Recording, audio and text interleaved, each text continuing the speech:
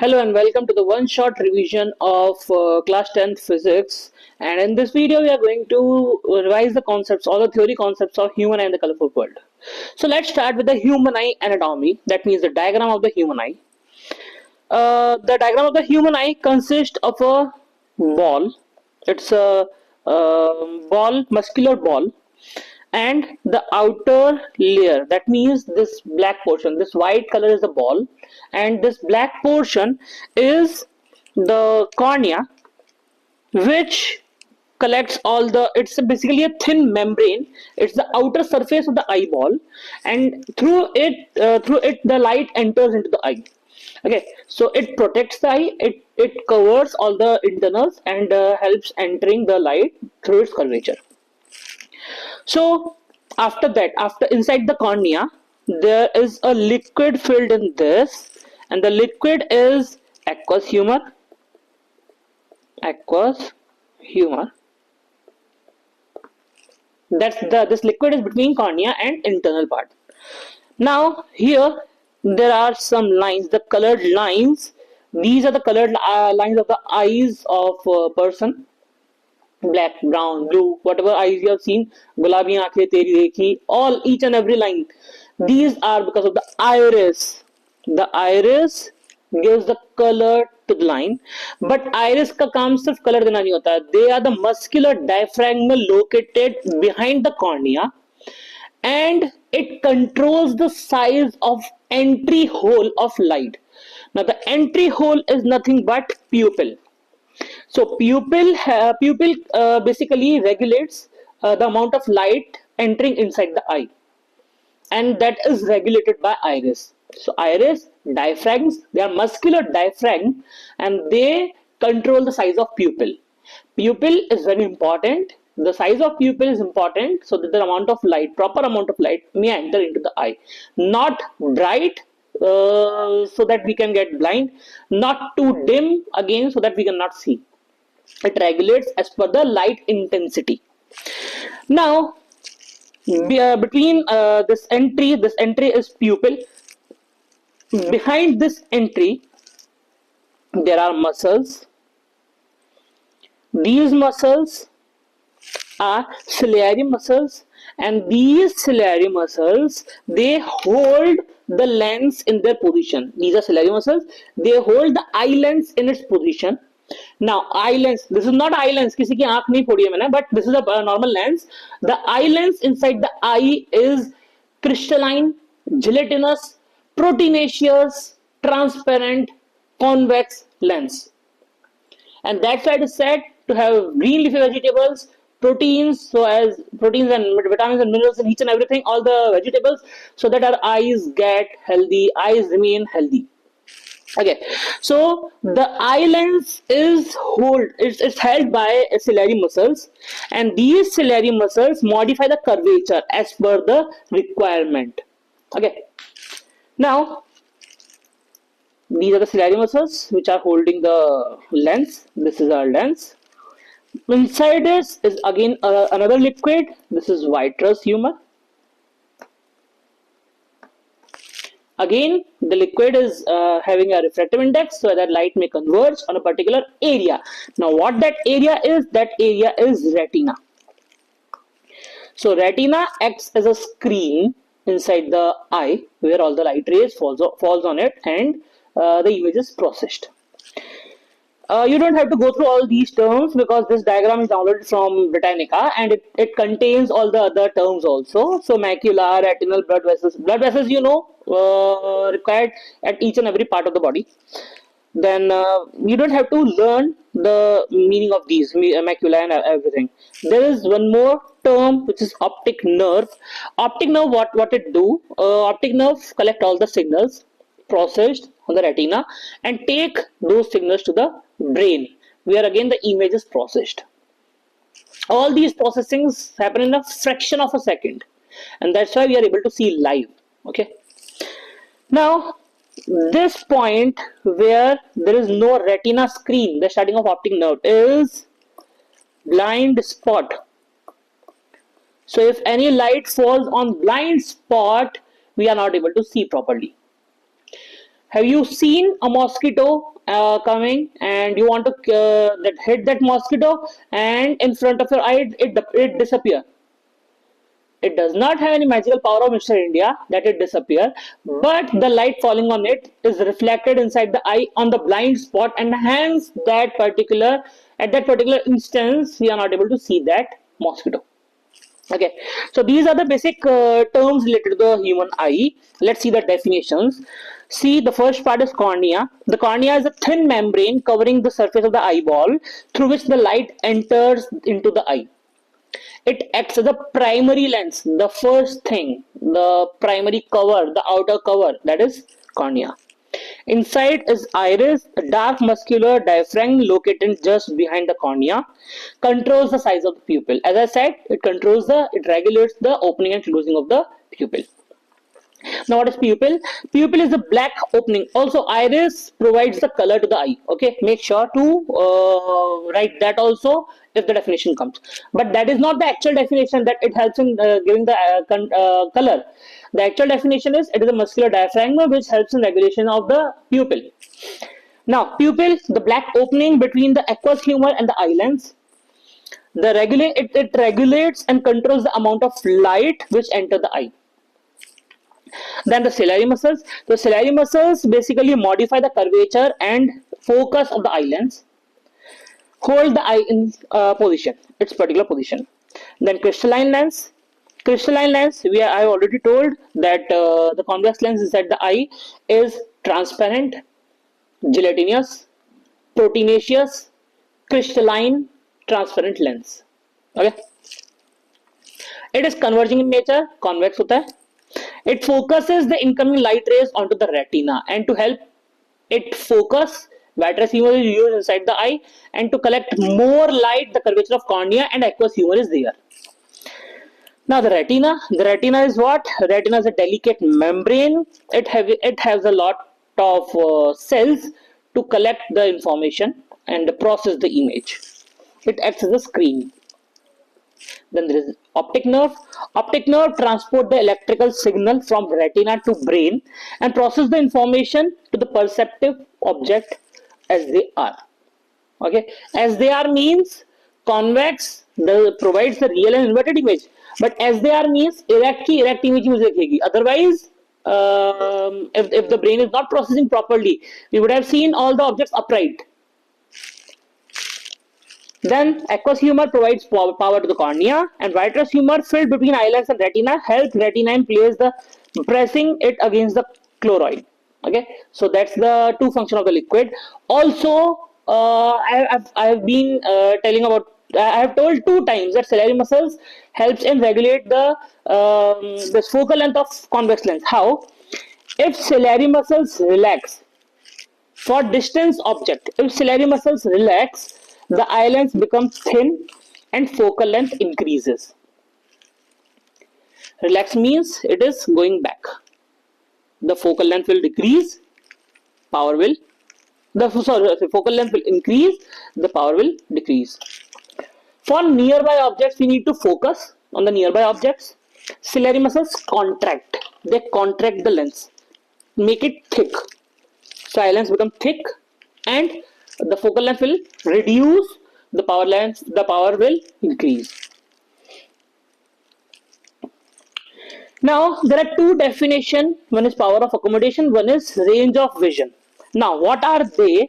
Power of accommodation is basically the ability to see 2 different objects distinctly and clearly. That means if you see any object from one eye and from the other eye, you see 2 different objects, and the brain processes both the objects simultaneously to provide a 3D real live at particular position and accurate image of the particular object. So power of accommodation provides the ability of the eye lens to see nearby objects clearly as well as far objects distinctly. That means ability of the focal length to form sharp images. Remember, for nearby distance, nearby objects, it is 25 centimeter. we can see the object clearly, distinctly, without straining the eyes. Suppose I am keeping an object nearby my eye at 25 centimeter distance.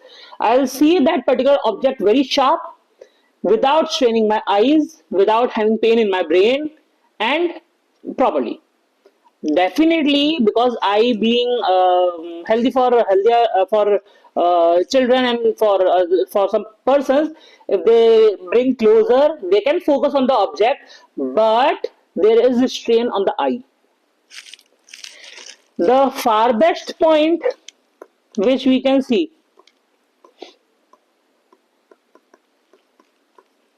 is infinite. We are able to see all the stars which are visible in the sky, and these stars can be considered to be many, because they are many light years away. They can be considered to be at infinite. So if we are able to see them, that means our far vision is proper. That means we can see up to infinite. Now, on the retina, there are two types of cells. One is rod shaped cells and one is cone shaped cells.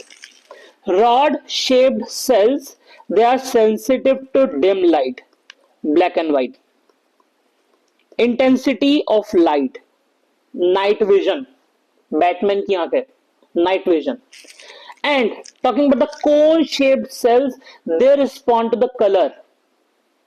All the colors which you are able to see, this is black, this is, I don't know, pinkish है, कौन सा red है, मतलब we are confused in the shades of color, but proper अगर हम देख पा रहे हैं, that means because of the cones of cells, cone cells of the retina.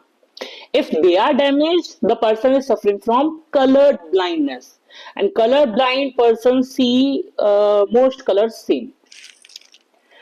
All these cells process the image simultaneously, send signal to the brain, electrical signals via optic nerve to the brain, and brain process all the information. Again, all these things are happening at a very brief time, in a fraction of second, blink of an eye. Now, there are some defects in the eye. You must have been seeing through the video. I am using spectacles. That means I'm suffering from a defect in my eye. That means I'm not able to see properly. Now, why I'm not able to see properly? Because there are some defects in the eyes. We are going to study about the 4 defects in the eye. The first is myopia. Myopia is also known as nearsightedness. Nearsightedness. Sightedness means dekh pana. Paas ka dekh pana. That is myopia. I am able to see near things properly, but I am not able to see far things properly. That means those persons who are using, those who have to use spectacles continuously, like me, we are suffering from myopia. Okay, so myopia, we are not able to see distant objects properly, but we are able to see near objects clearly. The image is formed in front of the retina. This is the image is in front of the retina. Okay, so one more thing. What are the causes of this myopia? The causes can be excessive curvature of the eye lens. That means the eye lens is is so much curved. If the eye lens is curved, then again the image will be in front of the retina. If eyeball is elongated, one eye lens curvature high decrease in focal length, image will be in front of the retina. If eyeball is elongated, again eye lens is proper but is not able to focus on the retina because the eye lens is elongated. So these are the birth defects and can be corrected by using concave lens. Again, the power is determined by using by our doctor. By varying various machines and provide a power to the eye, and that power helps in broadening the light so that it may converge now on the retina. And that is the defect in human eye to see far objects. Now, talking about the near objects, the defect is known as hypermetropia. Hypermetropia is also known as far-sightedness. Far-sightedness, दूर का देख पाना. I am able to see far things properly, but I am not able to see near things properly. That means the near point is now not 25 centimeter, but beyond it. The image is forming behind the retina now. In myopia, it was ahead the retina. In hypermetropia, it is behind the retina. And the causes are eyeball short, or the focal length is too long. In both the cases, the image won't be able to form on retina. Now, to correct it, we are using a convex lens of a suitable power so that more converging power can be added and the image can be formed on retina. Besides these two are very important defects. You can take a screenshot of the definition which I am showing, and you can learn it. The third defect is presbyopia. You must have seen some old-aged persons those are using bifocal lens. There is a line on the specs here, and they have to use the specs like this. To read, they read like this, and to see, they see like this. Why? Because they have bifocal lens. That means the circular portion is convex to see the nearby objects, and the upper portion is concave to see the far objects. The eye is suffering from both the defects. That means not able to see distance objects properly and not able to see the nearby objects also properly. Why this happens? This happens because of the gradual weakening of ciliary muscles. When the ciliary muscles are weak, they are not able to focus properly on neither the nearby objects nor the far objects. To correct it, we use bifocal lens. Besides this, there is one more defect, which is cataract.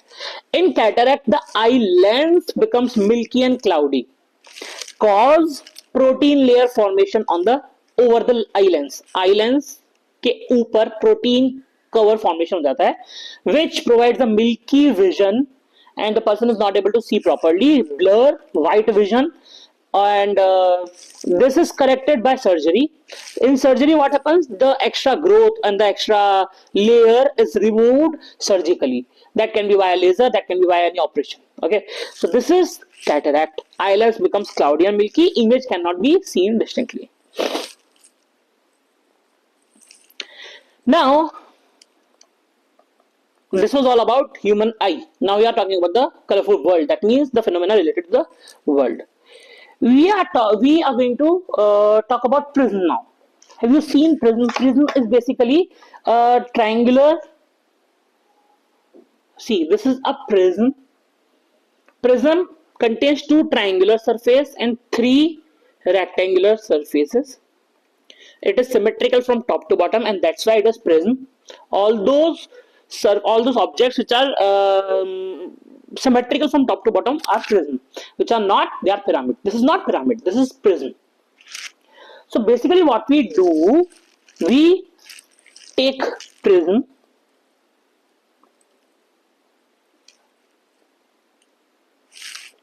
if a monochromatic light, now what is monochromatic light? Of a single color. In refractive index, the previous lecture I have told that refractive index is constant for a given pair of media for a given color of light. Now that monochromatic light of a given color, of single color, we are considering. Now suppose this to be a monochromatic light. It falls on this surface, this side. Okay, this is normal. From rare to denser medium would bend towards the normal, and now again a normal, bend away from the normal. So that's how light is deviated in glass prism. This is known as prism angle. There are some calculation. There is a formula of prism angle which is not in 10th syllabus, so don't go for that. This is incident ray. This is emergent ray, not refracted ray, because refraction has already occurred inside the prism. This is emergent ray. And this is angle of incidence. This is first angle of refraction. This is second angle of refraction. This is emergent angle. If I extend the original path and if I extend back the emergent path, this angle is formed D. This angle D is angle of deviation. So we have three angles, four angles basically: angle of incidence, two angle of refraction, one angle of emergent, that is related to the light ray, and one prism angle and one angle of deviation. Okay, so these are the angles and terms related to prism, monochromatic light. But what in the case of white light? If white light is allowed to fall on it,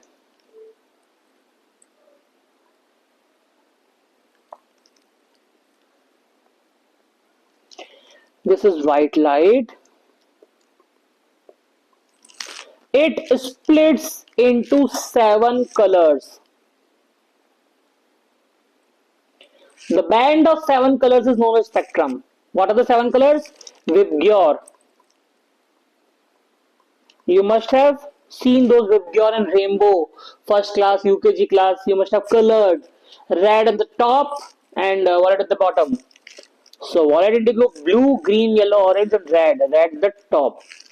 So this is how a white light is splitted into its 7 constituent known as spectrum. And this spectrum, why it happens? Because the surfaces are not symmetrical. They are not parallel. They are at a particular angle, inclined at an angle. So red color will least deviate. Red will least deviate and violet will most deviate. Okay, this is how a spectrum is obtained from a glass prism. If I put another inverted glass prism in front of it, the light ray will converge back and will give me a single color. Again, it will act as a prism, sorry, a glass slab, but not rectangular glass slab because the surfaces are inclined. So it will act as a glass slab if I keep an inverted prism in front of a prism. So this is the splitting of light by a prism, and on the basis of this splitting of light and the deviation of red and blue color, we have optical phenomena in nature. The first is dispersion of light, in which rainbow formation happens. Second, atmospheric refraction. Atmospheric refraction, you must have seen some concepts like twinkling of stars, apparent position and real position of stars, advanced sunrise and delayed sunset. These are the 4 concepts which we'll be studying in detail. This is atmospheric refraction, and then there is scattering of light. Scattering of light, the sky appears blue in the daytime because blue color scatters the most from the white color. The clouds, they contain very smaller particles, and these particles help in scattering of the light, in which blue color scatters the most. Now talking about rainbow. First thing, how the rainbow is formed. Suppose this is a water droplet. The sunlight is coming. This is sunlight.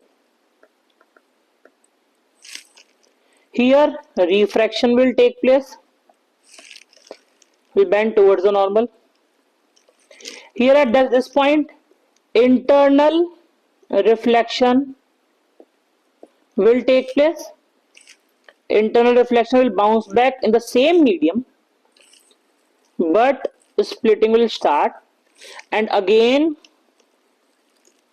refraction and splitting concept, the phenomena happen, and we obtain rainbow.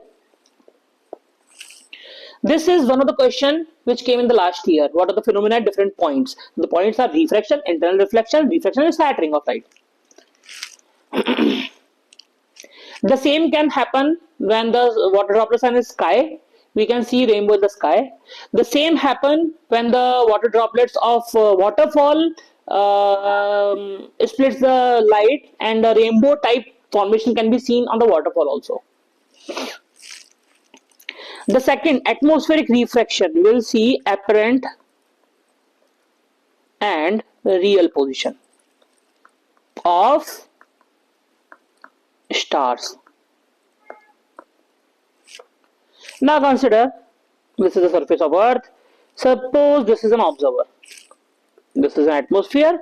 Atmosphere consists of various gases, transparent gases, which are moving. That means the transparent medium is moving. So the refraction will not take place in a single line. There will be multiple refractions. Okay. So suppose there is a star. The light is coming like this in a straight line. When it enters the atmosphere, it will move slightly towards the normal. Observer will see it. Now what our brain will process, that the light is coming from a straight line, and when we extend this line at the back, we will see the star at this position. But this is not an actual position of a star. So this is known as apparent position, and this is known as real position of a star. And that's how the star appear not at their real position but at their apparent position. Also, you have seen twinkling of stars, mostly in summers. So the very first poem of the childhood, Twinkle Twinkle Little Star. How I wonder what do you are. The second statement is a question. How they wonder. Now see here. This is real position. This is apparent position. Now because of the gases moving, the atmosphere will provide multiple refractions. Hence, the star will appear to move between different positions. Suppose you are seeing me like this. See, suppose so the vision is blurred at this particular point. Now because of this blur, I'm visible at sometimes at the upper position, sometimes the lower position. Same happens here because of multiple refraction and moving wind, which is transparent medium. The star appear at the higher position than the normal position, apparent position, sorry, real position. And because they are not, the refraction is not stationary, the star seems to be twinkling between their real position and apparent position, and hence the stars twinkle. So it is because of the atmospheric refraction. So now you wonder what they are and why they are up above the world so high, like the diamond in the sky. Why they are used the word diamond? Because diamond has a refractive index of 2.42. The light deviates the most, the light reflects the most, and that's why diamond cuts are given like this, so that it shines a lot. and so these stars shine in the sky like a diamond because of its twinkling nature by atmospheric refraction. So that was the question, that was the concept of apparent real position and twinkling of stars. Now let's talk about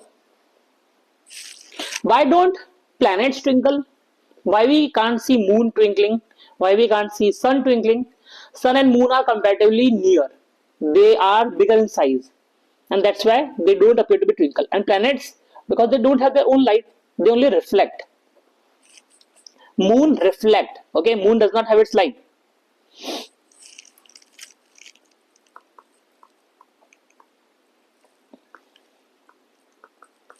Now talking about advanced sunrise and delayed sunset. Okay, now consider this earth,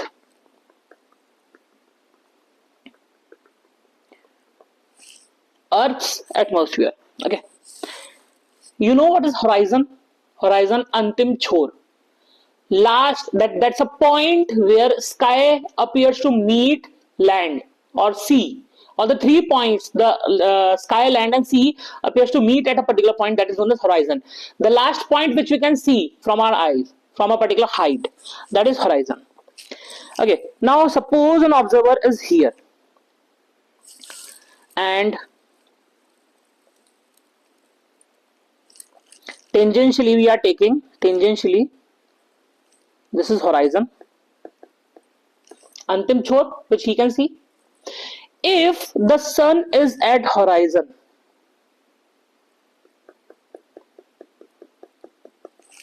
so he is not able to see, he is only able to see a particular fraction. The light rays of the sun will come, but because of the refraction, atmospheric refraction, the light will bend towards the normal and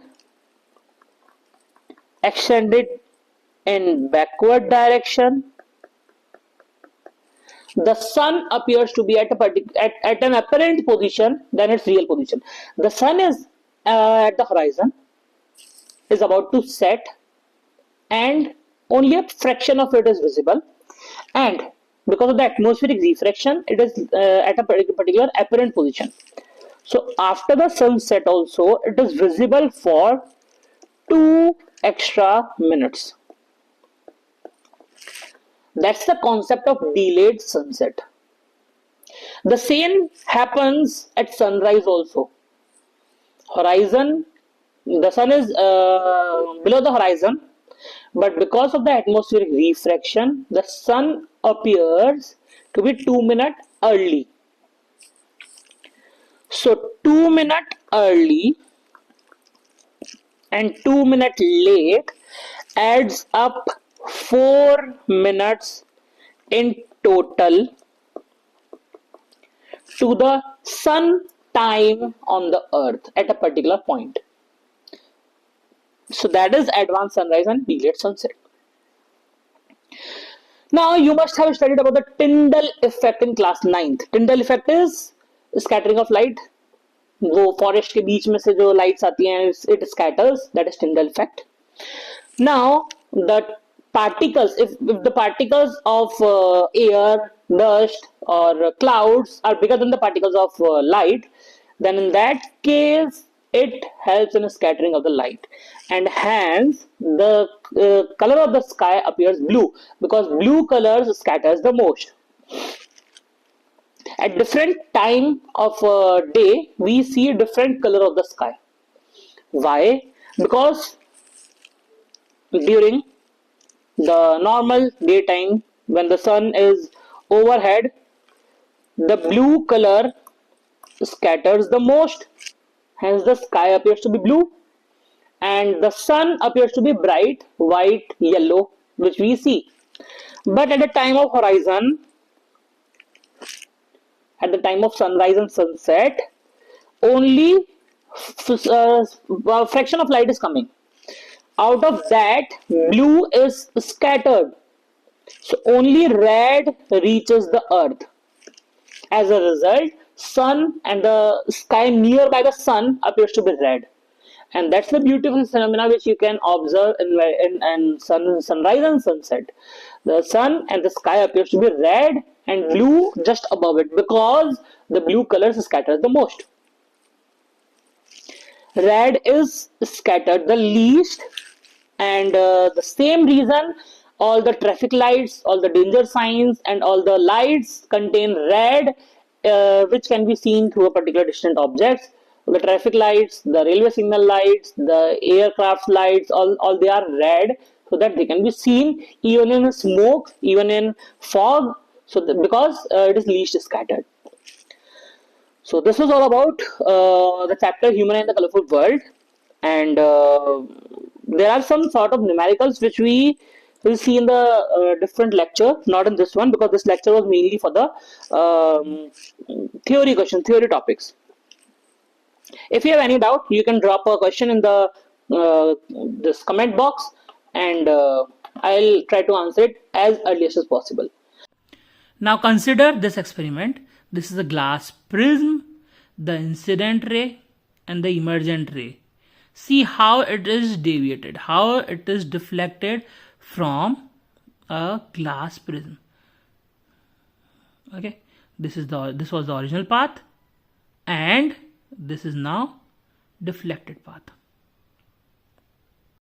Now see, this is a glass prism.